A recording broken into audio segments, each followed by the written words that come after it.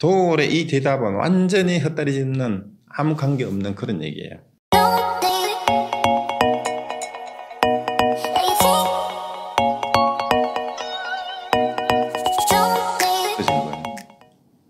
그래서 이제 조실 노릇을 잘못하면 이렇게 당해요.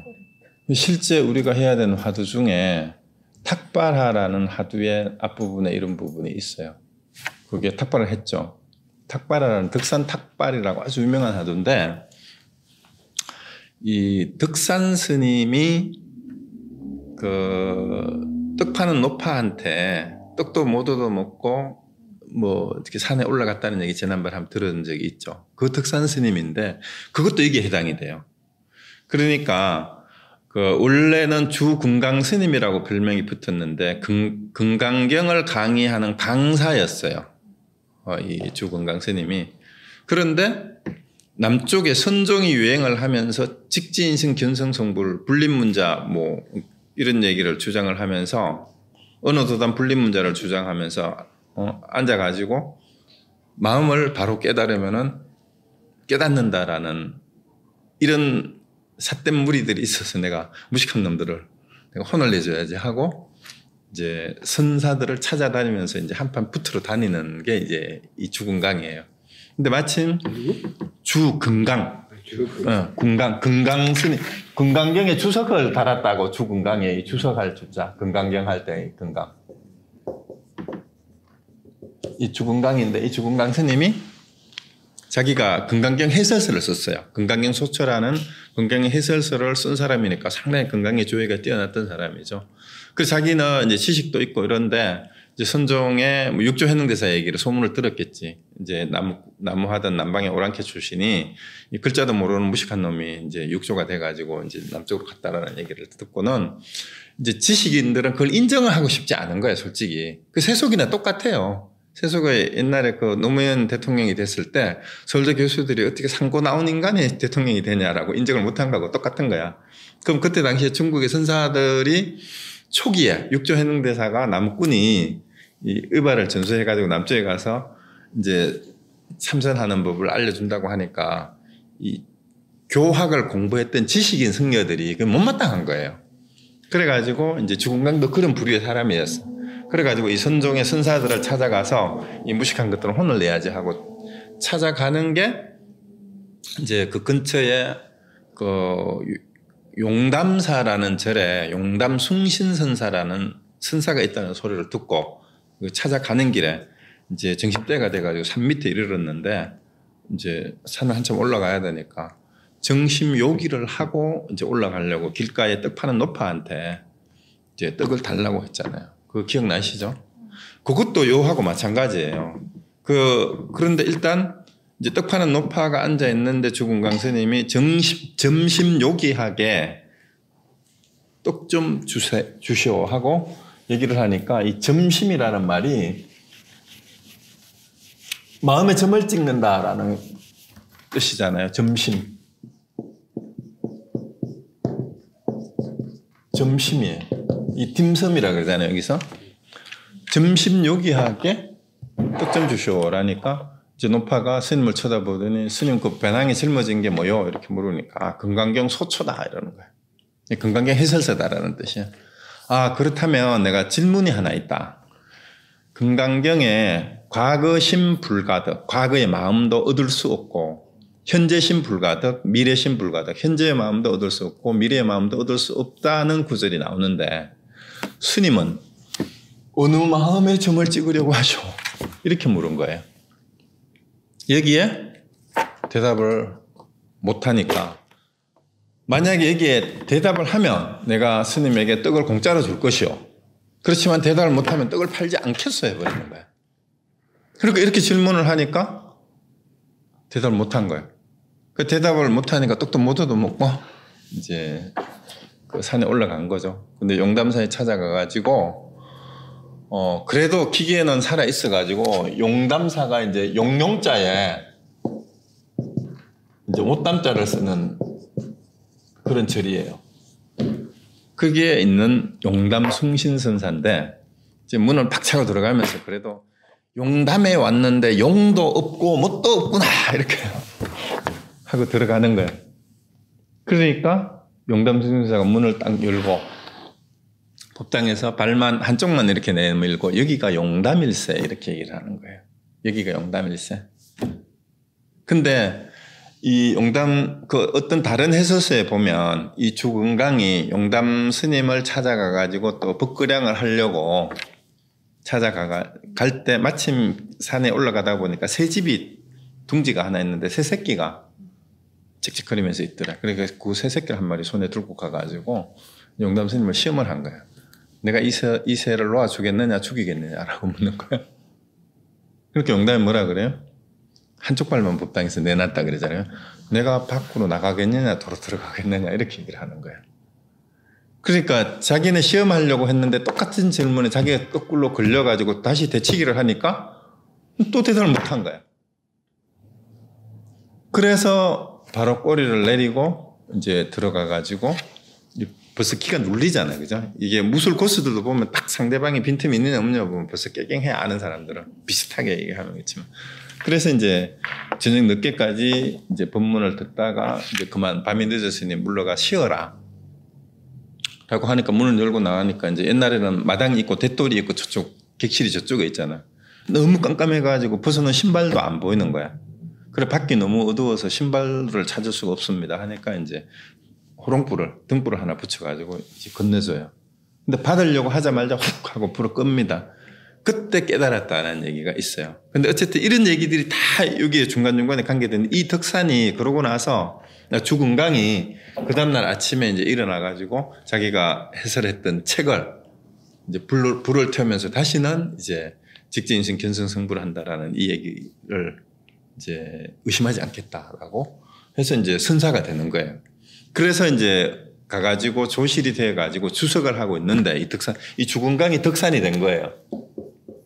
그 덕산이라는 이름은 그 용담숭신선사가 이제 깨달았으니까 너로 인하여 크게 법이 펼쳐질 것이다라고 덕산이라고 해라 이름을 새로 지어줍니다. 그래서 조실로 있는데 덕산 스님의 제자 중에 설봉 스님하고 암두 스님이 아주 유명해요. 그래서 이 세 사람이 같은 절에서 살면서 이제 덕산 스님은 조실로 있고 설봉 스님은 공양주를 하고 암두 스님은 원주를 살았어요. 원주는 이 절의 총무격이에요. 그 설봉 스님은 공양주를 했는데 사실은 설봉 스님이 덕산 스님보다 나이가 더 많았대요. 10몇 살이나. 암두 스님은 좀 젊고. 그런데도 젊은 덕산을 스승으로 모시고 그리고 이 설봉 스님이 대단한 게 나이가 들어서 공부가 된 도인인데도 불구하고 젊은 학인들에게 내가 밥 해줄 테니까 너 선방에 가서 공부해 하고 자기는 평생 자청해서 공양주를 했대. 이 설봉 공양주예요. 이 세 사람이 같이 사는데 하루는 이제 큰 절에는 이제 식사 때가 되면은 종을 치고 북을 쳐요. 이제 큰 절 행사 같은 데 가보면 저녁에 종 치고 북 치고 하잖아요. 근데 종을 치고 북을 울려야 식당으로 가는데 하루는 종도 치지도 않고 북도 치지도 않는데 덕산 스님이 식당으로 간 거야. 식당으로 가니까 설봉 공양주가 아니 종도 울리지 않고 북도 치지 않았는데 어디로 가십니까? 이러니까 덕산이 자기 방으로 되도록 가버려요. 자 여기서 나오는 게 뭐냐 하면은 이 주인과 손님하고 관계에도 설봉이 제자지만 공양주로 있었지만 덕실이 조실이잖아요. 그러니까 학인이 악교 그릇을 던져 놓는 게 바로 종도 울리지 않고 북도 치지 않았는데 어디로 갑니까? 하고 얘기를 한 거예요. 그러니까 덕산이 어떻게 했어요? 선지식이 만약 이것이 경계임을 판단하지 못하면 그 경계 위에서 이런저런 모양을 지을 것이다. 이렇게 해가지고 진짜 종도 안 쳤는데 어디 갑니까? 이러니까 아참 종을 쳐야 가는 거지 하고 돌아가니까 경계에 떨어진 거예요. 근데 이거를 두고 설봉이 암두 스님한테 얘기를 하는 거예요. 야, 내가 좀 전에 덕산 스님이 식당으로 가길래 내가 종도 울리지 않고 북도 치지 않았는데 어디로 가십니까? 하니까 당신 방으로 조실 방으로 되도록 하더라 이러니까 암두가 뭐라고 하느냐 하면은 야, 저 덕산 스님이 아직도 마루구를 모르는구나. 그 뒷말을 모르는구나 이 말이야. 그 대응을 제대로 못했구나 이런 뜻이에요. 말후라는 말은 말후라는 뒷말이라는 뜻이잖아요. 그러니까 종도 울리지 않고 북도 치지 않는데 어디로 갑니까? 할 때 바로 이어서 해야 되는 말을 모르는구나 이 뜻이에요. 그러니까 이 두 제자가 스승을 가지고 노는 거예요. 그러니까 그렇게 얘기를 했는 거를 또 누가 듣고는 또 꼬지를 바쳤어요. 덕산스님한테. 저 둘이가 그러는데 암두 스님이 덕산 스님이 저 마르고도 모른다고 흉보던데요. 이렇게 하니까 덕산이 화가 나가지고 그거예요. 여기 봐요. 이에 곧 악하고 과함을 지으면 앞에서 이제 그 경계를 놓으려 하지 않는다. 그러니까 야 암도 오라 그래. 내 방으로 오라 그래. 암도가 오니까 야 네가 뭘 안다고 내가 마르고를 아니 모르냐 하고 네가 하느냐 하고 이제 뭐라 하는 거예요. 그러니까 암두 스님이 덕산 귀에 대고 마르고를 알려줘요. 암호를 해. 그래 암두 밀기라 그래. 그러니까 덕산이 무릎을 치면서 옳구나 하고 이제 얘기가 끝나죠. 그런데 그 다음 날 법회를 하는데 법문을 하는데 법상에 올라가 가지고 덕산 스님 법문을 하는데 다른 어떤 때보다도 당당하고 너무 법문이 그냥 유창하게 힘이 있더래요. 그러니까 뒤에 앉아가지고 암두가 손뼉을 치면서 이제 천하에 그 누구도 우리 스님을 당하지 못할 것이다. 그렇지만 3년을 넘기지 못하리라. 이랬는데 3년 뒤에 돌아가셨대. 그러니까 이 설봉하고 암두가 조실이 아니고 학인이었지만 그때 그 상황만 보면 이 정각인이야. 정각인. 깨달은. 그렇죠. 깨달은 학인이란 말이에요. 그러니까 조실이지만 뒤떨어지면 이렇게 되는 거예요. 그래서 이것을 일러 손님이 주인을 간파한다 그러는데 언제 간파가 돼버렸어요? 종도 울리지 않고 북도 쉬지 않았는데 어디로 가십니까? 할 때는 이 주인이 조실이 제대로 하지도 못하고 이 설봉하고 암두한테 간파 당한 거예요. 그 떨어진 거죠. 그건 그렇게 된 겁니다. 이게. 그래서 이런 경우가 객간주라고 해요. 객간주. 객간주고 그 다음에 이것뿐만이 아니라 또 이제 금산법문이라고 내가 방금 보내준 하도 있죠. 우리 이생님 그 내용도 마찬가지 객간주에 해당이 돼요. 그래서 그 내용은 뭐냐 하면 이제 그 투자 대동 스님하고 소산 스님이 거기 이제 한 분은 조실이고 한 분은 이제 학인인데 학인이 조실 스님을 찾아왔어요. 어디서 왔느냐 하니까 연평에서 왔습니다. 이렇게 대답을 해요. 그 연평이 지명인데 연평이 중국의 아주 좋은 철 생산지예요. 그래서 그 연평 지방의 쇠가 좋기 때문에 거기 그 지역에 보금이 나오는데 보금 칼. 그래서 연평에서 왔다. 그 연평의 다른 별명이 금산이에요. 칼이 나오는 산이다 이 말이죠. 좋은 칼이 보금이 나오는. 그래서 금산에서 왔습니다. 이렇게 번역을 하기도 해요. 그래서 어디서 왔느냐? 금산에서 왔습니다. 금산에서 왔으면은 칼을 가지고 왔느냐라고 물어요. 금산의 특산물이 보금이니까. 그래서 그 지역의 특산물인 칼을 들고 왔느냐 이렇게 묻는 거예요. 보금을 구하러 전부 그 금산의 연평을 갔는 모양이에요. 그러니까 거기서 연평에서 왔습니다 하니까 그 금산에서 왔으면 칼을 가지고 왔느냐 하니까 학인이 손가락으로 땅을 가리켜요. 그러니까 조실 스님이 바로 자기 방으로 되돌아가는 거예요. 그러고는 시자를 불러가지고 찾아온 객승을 내 방으로 들라 하시라 모시라 이렇게 얘기를 하는 거예요. 그러니까 시자가 벌써 떠나고 없습니다. 그래요. 떠나고 없습니다. 그러니까 이 조실 스님 뭐라고 하는가 하면 내가 10년 동안 말 타고 놀다가 오늘 당나귀 뒷발에 채여 넘어졌구나. 이렇게 얘기를 한 거예요. 그게 뭐냐 하면 말 한마디 잘못한 거예요. 연평에서 왔으면 칼을 가지고 왔느냐 하고 이 질문을 한 번 하는 바람에 어떻게 됐어요? 사활에 걸린 거예요. 죽고 사는 것이 돌고 돈다. 그러니까 손가락으로 땅을 딱 가르치고 하기는 떠나버렸어. 이미 게임 끝났어요 거기서. 그러니까 가고 난 뒤에 당나귀 뒷발에 채여 떨어졌다라는 얘기가 바로 그 말이에요. 그냥 바로 갔다라는 얘기죠. 조실이. 조실이. 그러니까 말 한마디 잘못하면 그렇게 죽는 거야. 그래서 이 객간주에 해당되는 게 이런 화두대에 유행돼 실제 그런 게 있어요. 이제 거기에 해당되는 거죠. 그 다음에 이제 또 다른 경우를 반대의 경우를 한번 봅시다. 어떤 경우에는 선지식이 아무것도 내놓지 않고서 학인이 묻는 곳을 따라서 묻는 촉촉 빼앗아 버린다. 이해하기는 빼앗기고도 있는 힘을 다하여 놓지 않는다. 이것을 일러 주인이 손님을 간파한다고 한다. 어떤 경우에 이걸 많이 보는가 하면은 조주 스님이 이런 경우를 제일 많이 봐요. 조주 스님이. 조주 스님의 문답이 대부분이 이래. 누가 와가지고 물으면은 어떤 것이 깨달음입니까? 어떤 것이 부처입니까? 물으면 밥은 먹었냐? 먹었습니다. 하면 가서 그릇이나 닦아라. 그러면 또 와서 물으면은 차나 한 잔 들게. 그러고. 그 다음에 또 찾아와가지고 시비를 걸어요. 계획에도 불성이 있습니까? 하면은 있다. 그래. 또 어떤 날은. 그럼 또 이제 질문했는 제자가 그냥 안 물러내. 있는데 어떻게 아직도 가죽 부대를 뒤집어 쓰고 있느냐. 그 불성이 있는데 아직도 왜 짐승으로 사느냐 이 말이에요. 그러니까 또 조주는 그가 알면서도 짐진 모른 채 했기 때문이다. 이러니까 또 질문해놓고 그 다음에 말을 잊지를 못해. 또 어느 날은 또 다른 날은 또 찾아가 계획이 불성이 있습니까? 또 하니까 없다 하는 거야. 무해. 그래서 일체 중생이 불성이 있다 하는데 왜 스님은 걔는 불성이 없다 하십니까? 그러니까 그에게 업식이 있기 때문이라. 또 스님이 이렇게 대답하는 거예요. 그럼 또 말문이 막혀요. 질문했던 사람. 그 어떤 날은 또 다른 제자가 찾아와가지고 스님은 불성이 있습니까? 또 그러니까 스님이 또 무해. 없다 이러는 거예요. 아니 일체 중생이 불성이 있다 하는데 스님은 왜 없다 하십니까? 이러니까 나는 일체 중생이 아니니라 또 이러는 거야. 이 조스님이 다 빠져나가.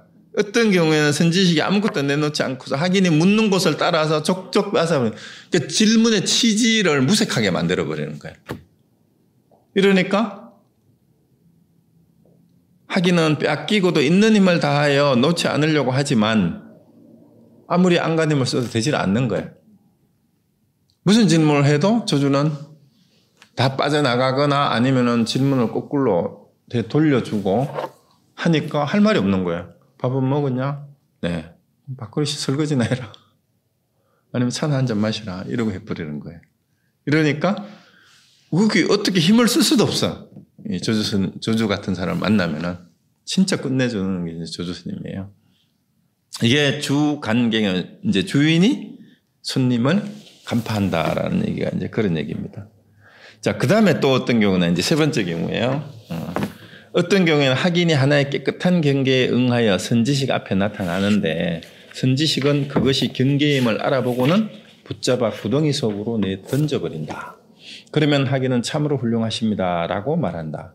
이에 선지식은 곧 좋고 나쁜 것도 분별치 못하는구나라고 말한다. 이에 학인은 곧 절을 한다. 이를 일러 주인이 주인을 간파한다고 한다라고 하는데 사실은 이 방아차 가도도 여기에 해당이 돼요. 방아차건 이제 와가지고 사실은 이 조시를 떠보는 거예요. 한 물건도 가져오지 않았을 때 어떻습니까? 이러니까 내려놔라 그래. 여기서 못 알아들은 게 아니고 한 번 더 시비를 더 붙어보는 거야. 일합을 더 겨눠보는 거야. 한 물건도 가져오지 않았는데 무엇을 내려놓으란 말입니까? 하니까 그러면 짊어지고 가거라 하니까 그 자리에서 깨달았다라고 나와요. 그러면 깨달으면 둘 다 허물이 없어요. 그 상황에서 바로 이제 주고받고 하는 사이에. 그것도 있고 그 다음에 전에도 한번 얘기했던 그 수신결에 인용됐던 기종화상 얘기. 기종화상은 마조스님의 제자라 그랬죠. 그게 제자가 기종화상한테 어떤 것이 부처입니까? 하니까 내가 가르쳐주기는 쉬운데 네가 믿겠느냐? 그러니까 제가 어찌 스승의 말씀을 믿지 않겠습니까? 하니까 바로 너다 이렇게 얘기를 한 거예요. 이 말을 듣고 학인이 제자가 어떻게 보림해야 됩니까? 이제 깨닫고 난 뒤에 수행하는 걸 보림이라고 하거든. 그러니까 스승이 뭐라고 해요? 후은 꽃이 눈가에 어지러이 떨어지는구나 이렇게 얘기를 했단 말이에요. 근데 그 말에 깨달았다라고 나와요. 그래서 주고받고 하는데 이 서로 이 주고받는 사이에 여기서 앞에서 잘 보세요. 어떤 경우에 학인이 하나의 깨끗한 경계에 응하여 선지식 앞에 나타나는데 경계는 경계야. 깨끗한 경계라는 말. 완전히 멍청하지는 않고 뭔가 이제 조실 앞에 가가지고 제대로 하나를 점검을 해가지고 마지막 점검을 하러 온 거예요. 그래서 이제 선지식은 그것이 경계임을 알아보고 그 경계는 경계인데 아주 나쁜 경계는 아니다 이 말이에요. 그래서 알아보고 붙잡아서 탁 이렇게 돌려버리면 학인이 훌륭하십니다 하면은 진짜는 좋고 나쁘고 훌륭하다 훌륭하지 않다라고 하는 것도 없다 말입니다. 그러니까 그 말을 딱 알아듣고 학인이 절을 하면 이게 뭐예요? 그것도 깨달은 거죠. 완전히. 그 깨끗한 경계마저도 내려놓는 게 되는 거예요. 그렇게 해서 주인이 주인을 간파한다라는 얘기니까 이거는 이미 두 사람 다 주객이 없는 거예요. 둘 다 주인이야. 둘 다 주인이라면 둘 다 부처라는 얘기죠. 그 다음에 이제 네 번째 경우는 어떤 경우에는 학인이 목에 칼을 쓰고 쇠사슬에 묶인 채 선지식 앞에 나타나는데 선지식이 다시 그 위에다 칼과 쇠사슬을 한 겹 더 씌운다. 이게 뭐냐면 여기에 목에 칼을 쓰고 쇠사슬에 묶이는 걸 상식적으로 생각만 해보세요. 자기 스스로 꼭꼭 묶여있는 사람이에요. 칼을 쓰고 있고 쇠사슬에 묶여 있으니까 어디엔가 후속되어 있는 답답한 사람이라는 뜻이에요. 꼭 막혀있는, 꼭 매여있는 사람이에요. 뭐야? 거기 나오죠. 639에 보세요. 그 주석에.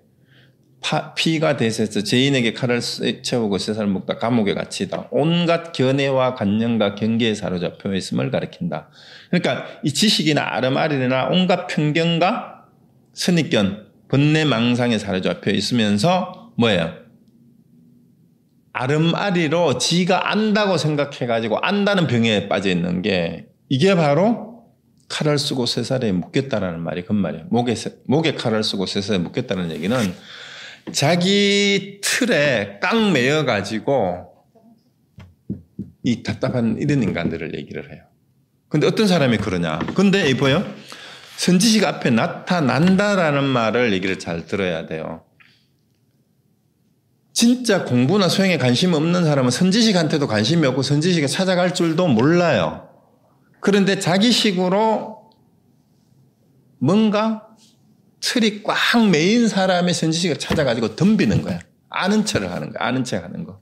그런데 선지식이 그 위에다가 또 한 겹을 더 씌운다는 얘기. 선지식도 무식해가지고 똑같이 그놈하고 같이 지식을 가지고 싸우는 이런 거를 얘기를 하는 거예요.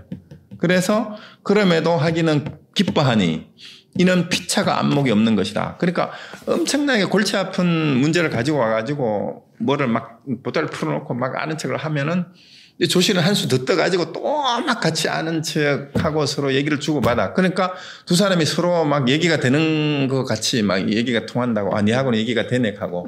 이런 경우를 얘기하는 거야. 어떤 경우가 그러냐. 바로 도울 같은 경우가 그래. 이거 내가 들고 왔어요. 지난번에 한번 얘기했던 건데. 김영우? 예. 그러니까 이게 왜 그런가 하면은요. 이게 참 골치 아파요. 골치 아픈 게 이런 사람들이 왜 문제냐 하면 지난번에 얘기하다가 말았는데 저 봉원사 주주했던 명진 스님하고 이제 성철 스님의 얘기를 인용을 했는 그 부분인데 이거 좀 제대로 알아놔야 돼. 그래가지고 이 한국의 돌바들도 엄청 많잖아. 돌바들이. 그래서 이거는 완전히 이 불교를 뭐라 그러냐? 제대로 알지도 못하면서 이 불교 공부를 망치는 짓이야, 이거는.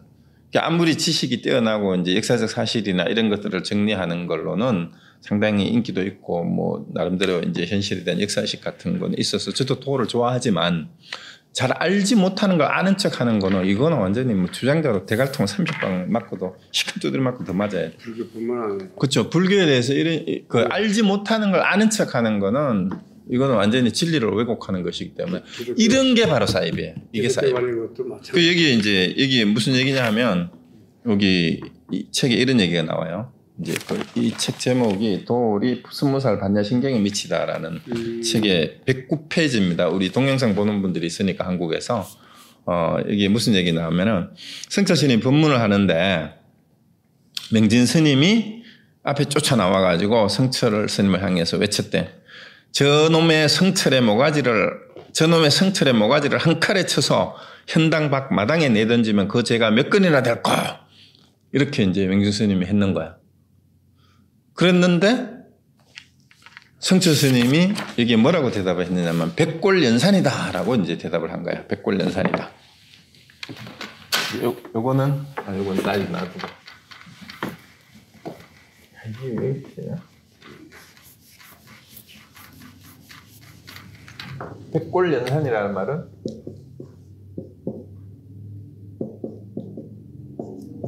백골이라는 말은 죽은 뼈잖아, 그죠? 연산은 백골이 산에 늘렸다 이런 뜻이에요. 그랬는데 이제 도올은 이 명진이 이 한문을 몰라가지고 못 알아들어가지고 여기에 대응을 못했더라고. 이렇게 이제 풀이를 해놨어. 풀이를 해놓고는 이제 이거는 또 절반 좀 맞는 뜻 같기도 해요. 야, 이 새끼야, 너 죽었다 정도의 의미일 것입니다. 그런데 이제 도올이 그 자리에 있었다면 이런 식으로 응했을 것이다 하고, 백골이 기공인데 하운산이리요. 백골은 이미 공으로 돌아갔는데 어찌하여 산을 말하는고. 혹은 흑골 파산, 흑골이 산을 깨버렸다 이렇게 대답할 것이야. 이게 도올의 대답이에요. 그게 뭔 얘기냐면 이제 명진 스님이 성철 스님한테 저놈의 성철의 모가지를 한 칼에 쳐서 현당방 마당에 떼던지면 그 죄가 몇 건이나 될고 하니까 성철 스님이 백골연산이라고 대답했는데 하니까 자기 같으면은 자기가 명진이었다면 백골이 기공인데 하운산 하리요 아니면 흑골 파산이다 이렇게 대답했을 거다 이거예요. 백골이 이미 공으로 돌아갔는데 어찌 산을 말하는 거, 흑골이 산을 깨버렸다 이런 식으로. 이거는 전혀 이거하고 관계가 없어요. 근데 오히려 이 성철 스님의 답은 크게 틀리지 않았어요. 이게 틀리지 않았는데 내가 보기에는 100점은 못 돼. 왜냐하면 저 명진이 뭐라 그랬어요?